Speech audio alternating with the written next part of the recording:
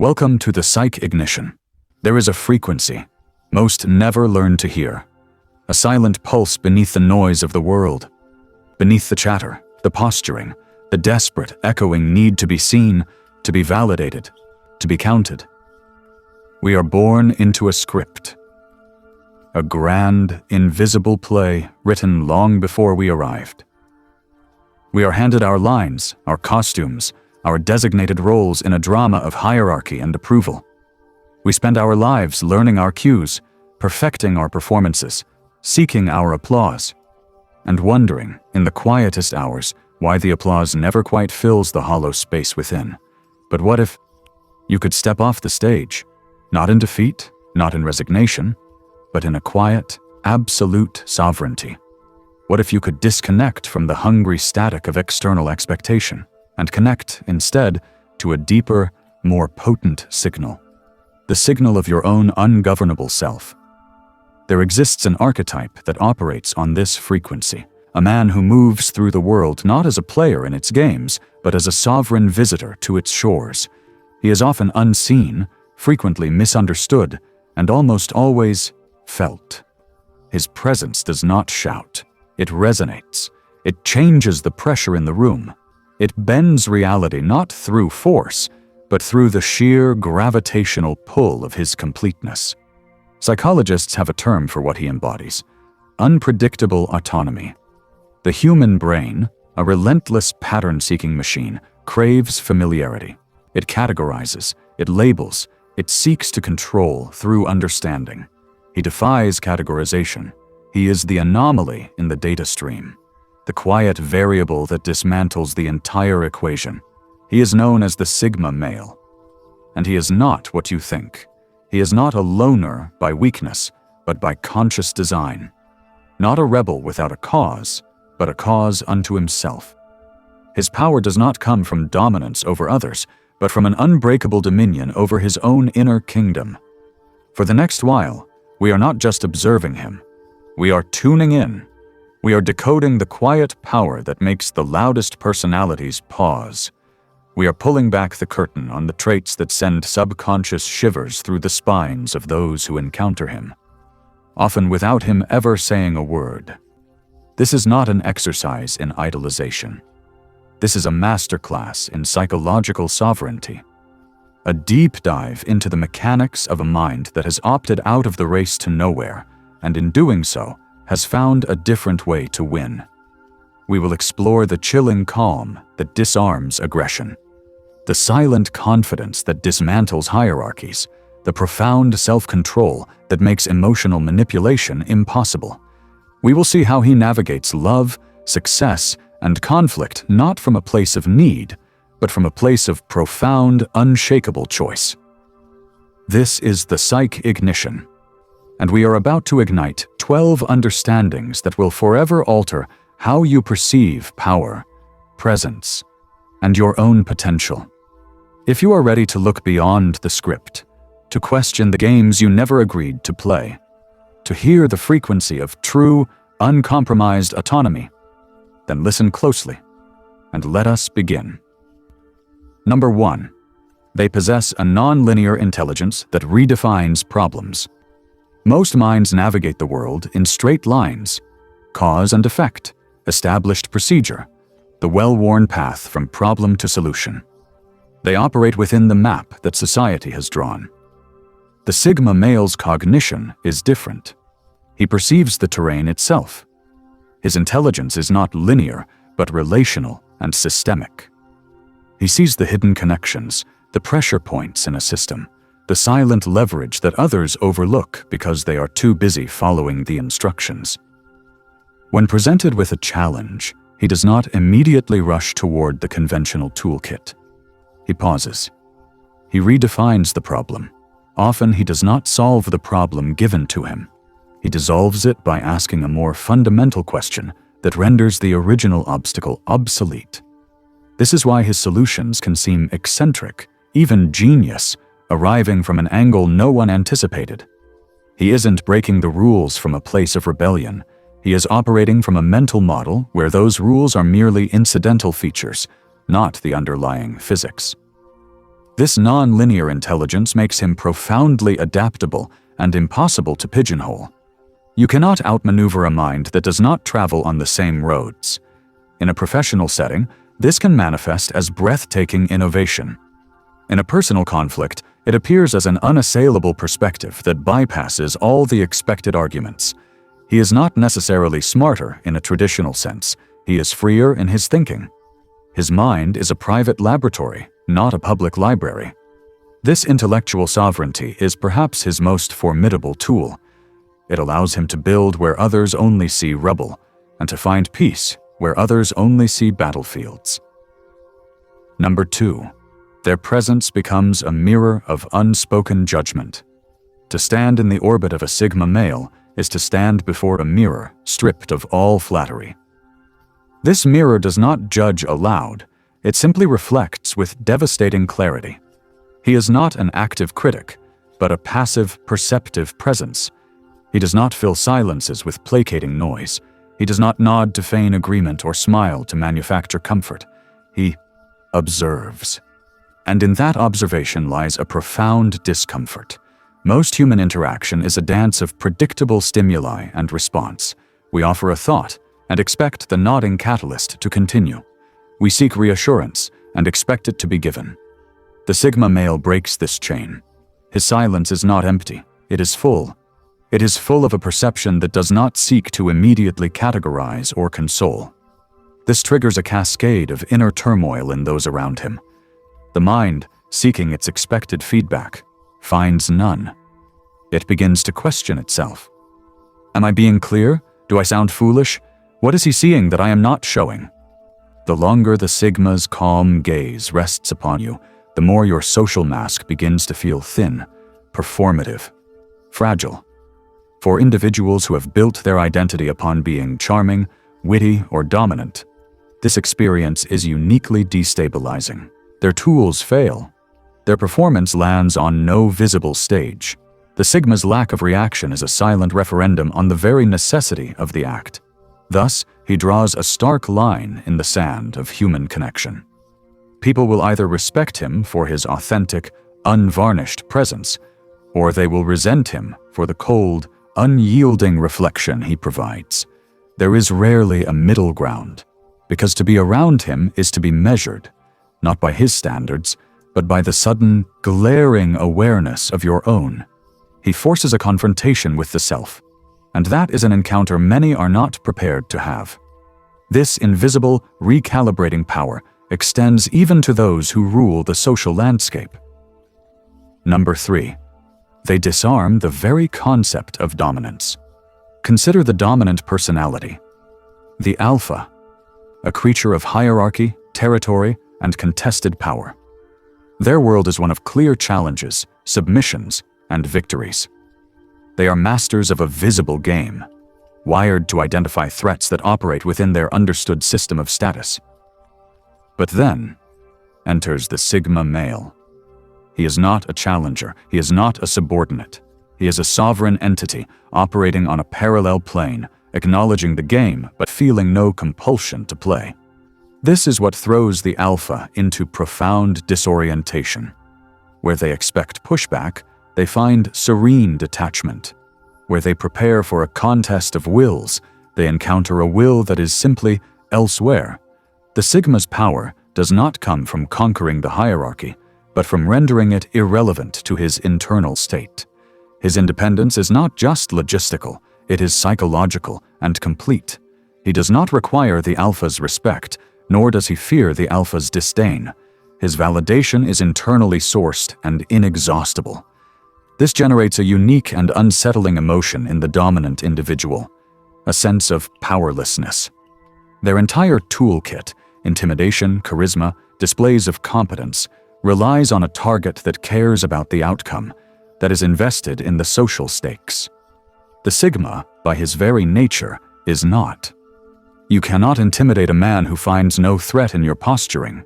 You cannot dominate a man who does not seek a place in your kingdom.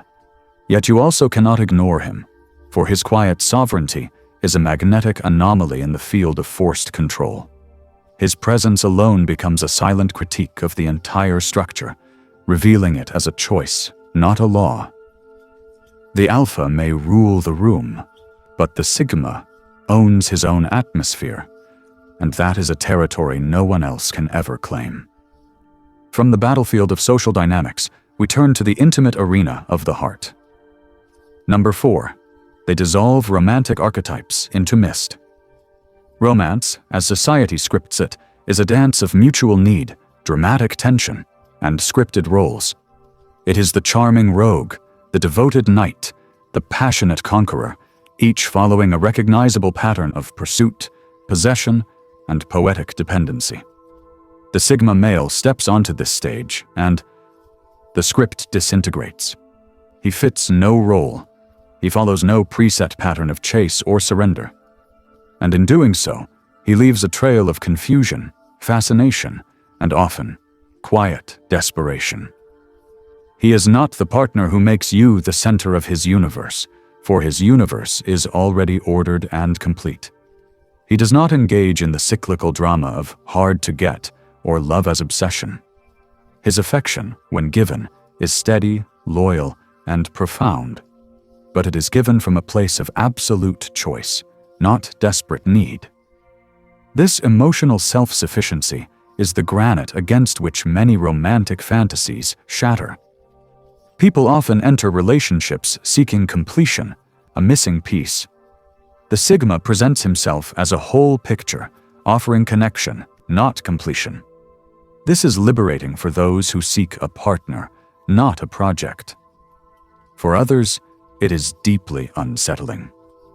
Where they expect the feverish highs and lows of a dramatic love story, they find a calm, deep ocean where they seek proof of love through constant attention and grand gestures. They may find a love proved through unwavering consistency and silent, formidable action. The Sigma will not perform love according to tradition. He will be loving according to his own authentic code.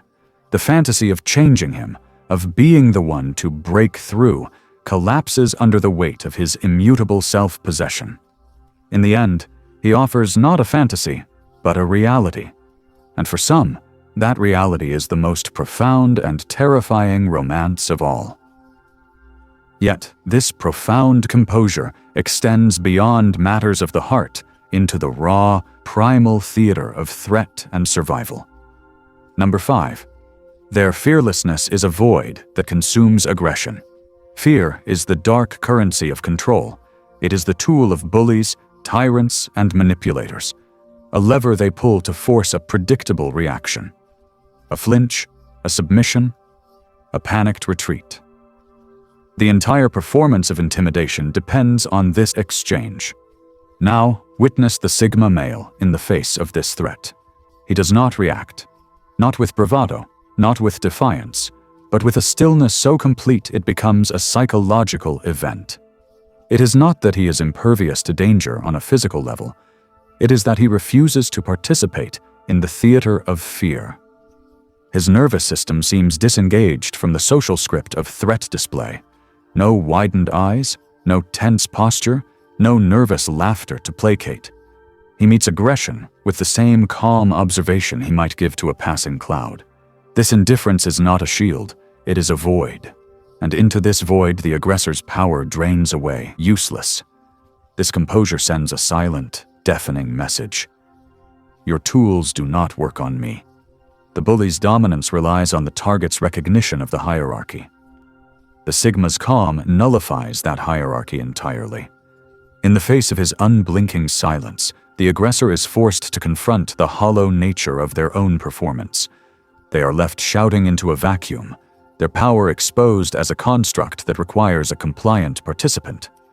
The Sigma, by simply refusing to play his assigned role, dismantles the entire stage. He transforms the dynamic from predator and prey into a stark display of one person's chaos against another's profound peace.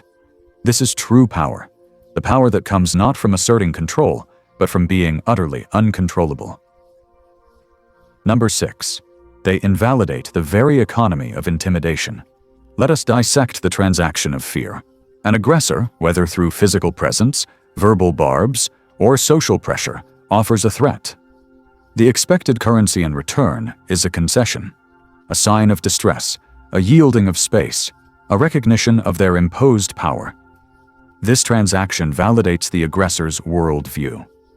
Now, observe the Sigma male as he becomes a sovereign entity who recognizes no such currency. He declines the trade. He offers no concession. He pays no toll of anxiety. His response, or profound lack thereof, is not a calculated tactic, but an emergent property of his integrity. He is so internally anchored that external attempts to provoke a fear response meet nothing. No biochemical cocktail of panic clouds his judgment. No social programming of appeasement triggers in his behavior. He remains, psychologically and physically, in a state of neutral observation. This is what makes his presence so eerily potent. The unsettling result is a complete inversion. The aggressor, expecting to receive fear, is instead met with a silence so dense it reflects their own aggression back at them. They begin to psychologically flail. Why isn't this working? What does he know that I don't? Is he dangerous or just utterly broken? The Sigma's calm becomes a mirror, forcing the aggressor to see the raw, needful nature of their own actions. This principle holds true beyond physical confrontations. In boardrooms, social circles, or family dramas, the Sigma's refusal to be emotionally hijacked or socially pressured acts as a force field. He doesn't win arguments through volume, he ends them through disengagement. In a world where fear is the leverage most commonly used to move people, the Sigma male stands as a man who cannot be leveraged. And in that state of unleverageable being, he finds an unassailable form of freedom. Number 7. Their silence is a labyrinth they let others navigate. For most, existence is a constant act of narration. We explain our choices, justify our paths, and defend our perspectives. We weave stories to be understood, to belong, to preempt criticism. This is the soundtrack of a need-based life. The Sigma male moves in silence. He makes decisions to leave, to change, to disengage, to pursue, and feels not the slightest gravitational pull to provide a commentary. He offers no footnotes to his life. This refusal to explain is not secrecy, it is sovereignty. He recognizes that explanation is often just the currency paid for acceptance, and he deals in a different economy. If you misunderstand his motives, that is your reality to manage, not his error to correct. If his actions seem inscrutable, people are left to project their own narratives, fears, and admiration onto the blank canvas of his autonomy. This, psychologically, is a masterful position. The human mind abhors an explanatory vacuum. It will rush to fill it. Thus, the Sigma male becomes a living Rorschach test. Some will see his silence as depth, others as coldness. Some will interpret his departure as a personal affront, others as a sign of higher purpose. He becomes an object of obsession precisely because he provides no closure. He grants no emotional receipt. This forces everyone around him into a state of self-reliance they may not be comfortable with. They must either accept him without the satisfying narrative they crave, or be consumed by the endless, exhausting labor of trying to decipher him. He wins not by convincing, but by remaining convincingly himself. In a world begging for context, his life is a statement that needs no preface. Number 8. They attract success by redefining its very substance. Society's path to success is a well-mapped fever dream. A relentless climb up a greasy pole, a desperate networking hustle, the anxious curation of a personal brand, the trophy case of external validation. It is an exhausting performance for an audience whose applause is never quite enough.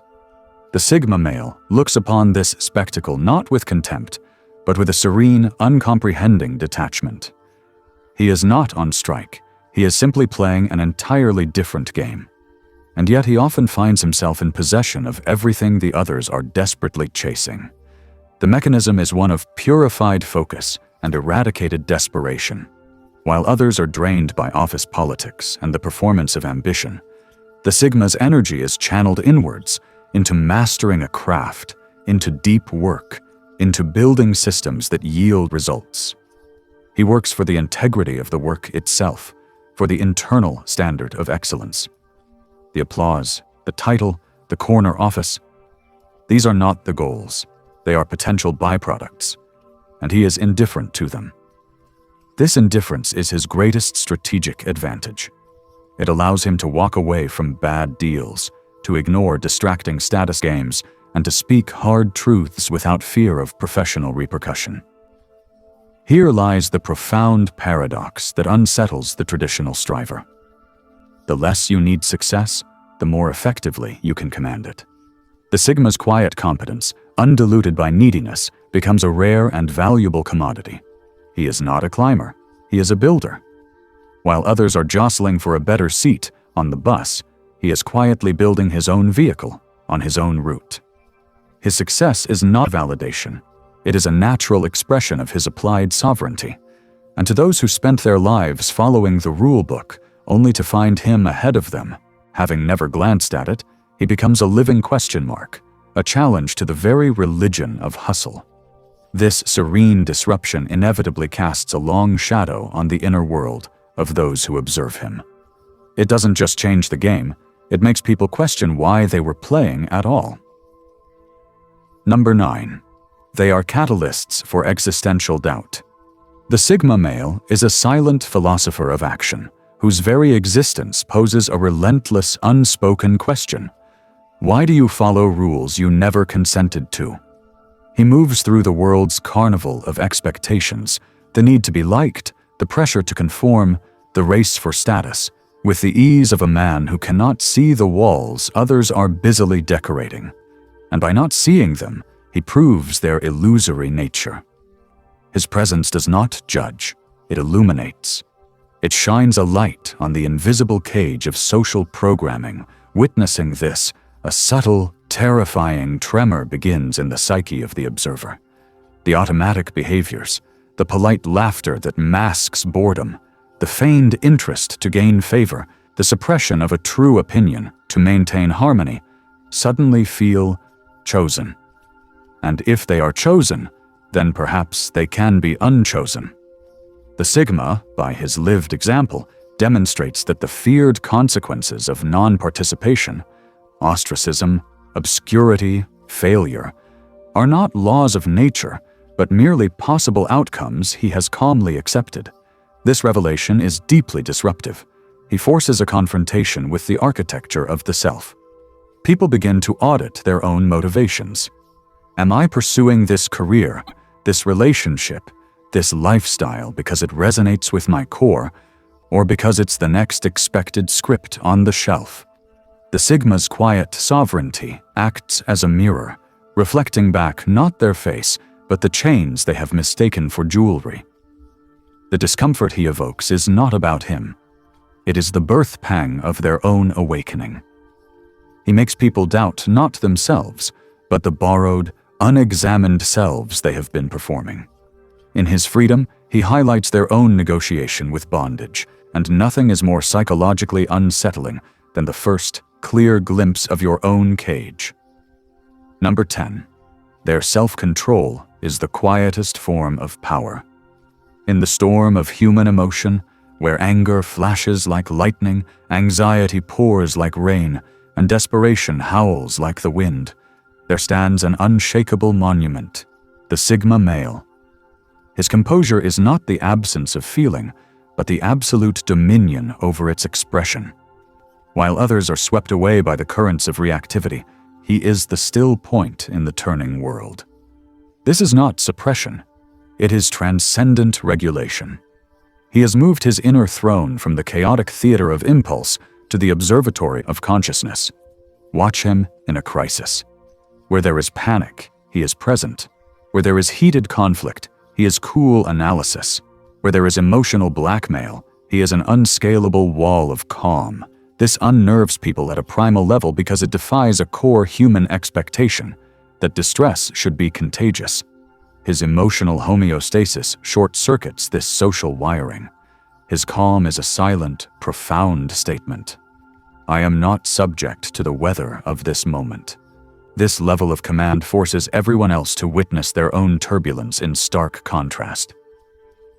Their raised voices begin to sound hollow. Their frantic gestures seem performative. His serenity becomes the mirror that reveals their chaos. This is the wellspring of his mysterious power. It is not the power to control others, but the absolute power to control the self. This makes him unpredictable in the most profound sense, not in action, but in reaction. You cannot manipulate what you cannot destabilize. You cannot bargain with a man whose inner peace is not on the table for negotiation. In a world that constantly tries to trigger you into predictable, controllable responses, the Sigma male's unbreakable self-possession is the ultimate liberation and the ultimate intimidation. It whispers a terrifying, inspiring truth, that the greatest power you will ever wield is the power over your own state of being. Number 11. They render the validation game obsolete. Sigma. Males possess a quiet, unintentional power. They make people feel profoundly unimportant, not through malice, but through a transcendent indifference to the social theater. They do not operate on the common frequency of need and negotiation, where others broadcast signals of craving, for attention, for agreement, for recognition. The Sigma is a study in silent, self-sufficient reception. He does not engage in the currency of meaningless chatter. He does not acknowledge the subtle, pleading cues that demand his energetic tribute. He offers no validation as social lubricant. And in a world where every interaction is, on some level, a whispered plea of "see me, acknowledge me," his serene neutrality is a seismic shock. Watch the dynamic unfold. A joke is told, and the room erupts in obligatory laughter. The Sigma may simply observe. His silence a void where expected noise should be. Someone performs, seeking applause for their ego. He offers a nod, not of praise, but of bare acknowledgement, a data point received. It is not arrogance. It is the simple, unnerving state of being unneedy. This strikes at the core of our social survival instinct. We may not need universal love, but we desperately need to feel we exist in the consciousness of others. The Sigma's gaze, when it falls upon you, carries no special weight. You are not an audience for his performance, nor is he for yours. You are simply there. This silent, equalizing disregard is far more chilling than hostility, for hostility is at least a passionate engagement. The Sigma offers a void, and into that void, people pour their own insecurities, their own gnawing need, and feel them reflected back, unanswered. Number 12. They achieve a state of sovereign harmony. Beyond the traits, beyond the quiet power and the unsettling calm, lies the Sigma male's ultimate reality, a state of sovereign harmony. This is not indifference, it is integration. He is not at war with the world, nor is he in desperate communion with it. He has achieved what the ancient philosophers called ataraxia, a lucid tranquility, unruffled by external events. His inner world is not a fortress under siege, but a self-sustaining ecosystem in perfect balance. This harmony is the source code for all that makes him enigmatic. His lack of neediness, a product of this inner completeness. His fearless composure, the outward reflection of this internal equilibrium. He does not seek validation because his self-assessment is accurate and sufficient. He does not crave belonging because he is at home within himself. This state is not a passive withdrawal. It is an active, vibrant alignment. He acts from a place of authentic desire and internal congruence, not from reactive impulse or social obligation. Witnessing this sovereign harmony is both the most unsettling and the most inspiring experience one can have with a Sigma. It forces a stark comparison. Others live in a state of constant negotiation between their true selves and their social selves, their desires and their fears, their present and their future anxiety. The Sigma has ended the civil war. He moves with the effortless, undivided energy of a whole being. This is why he can be so productive, so calm, so other. He is not spending energy managing internal conflicts or maintaining a facade. He represents the end point of self-mastery. Not control, but unity. In his presence, you are not in the presence of a man fighting for a place in the world. You are in the presence of a man who has built his world within, and from that unshakable center, he engages with everything else from a position of unassailable, silent choice. He is the embodiment of the most profound psychological achievement, to become, fully and completely, the sovereign of your own soul. But understand this clearly. What you have witnessed here is not a manual. It is not a checklist for you to impersonate. To try to become a Sigma male by mimicking these traits would be the greatest paradox of all. A performance of non-performance. A desperate chase for the appearance of not chasing. It would be the final, most tragic act of seeking external validation. What you have truly been shown is a map of a different inner territory. A psychological landscape where the noise of should and must and they think fades into a silence so deep you can hear the compass of your own soul. The Sigma is not a person to idolize or fear. He is a proof of concept, a living demonstration that it is possible to exist outside the frantic auction of attention, to find your power not in the volume of your voice, but in the depth of your silence, not in the force of your control over others, but in the absolute sovereignty you hold over yourself. This is not about becoming an island of cold indifference. It is about becoming a mountain, unmoved by the weather of opinion, yet teeming with its own rich internal ecology. It is about cultivating that sovereign harmony, where your actions are not reactions, but creations, where your peace is not a retreat, but a foundation. Let this knowledge settle not as a list of traits to envy, but as a series of questions to sit with in your own quiet hours. Where in your life are you performing for an audience that may not even be watching? What would you do, create, or become if the need for applause was surgically removed from your heart? What does your own personal sovereignty look like? It won't look like his. It must be yours. The journey is not to walk in his footsteps, but to find the courage to break your own trail, to audit the scripts you've been given and decide, line by line, which serve your essence and which imprison it. The goal is not to be unnerving, but to be unshakable. Not to send shivers down spines, but to stand so firm in your own truth that you become a landmark for others who are lost in the fog of expectation. The world needs more whole people, more integrated souls, more individuals who have done the hard, quiet work of turning inward and building something real, rather than spending a lifetime curating a reflection. So take this not as an end, but as an ignition. Your psych ignition. Let the Sigma archetype be the spark that lights your own furnace of self-discovery. Forge your own version of quiet confidence. Cultivate your own brand of fearless calm. Build your own empire of the self, brick by brick, with the materials of your authentic experience, your hard-won truths, and your unspoken dreams. Go now. Not to mimic, but to become. The most powerful presence you will ever commit to this world is not a persona you adopt, but the profound, complete, and utterly unique person you already are. Once you strip away everything you are not, the mirror is before you. The choice, as it always has been, is yours. If this video spoke to you, I'd be happy to have you join our community by subscribing. Don't forget to like, share your thoughts in the comments. And if there's anyone you think needs to hear it, share it with them. Thank you for watching.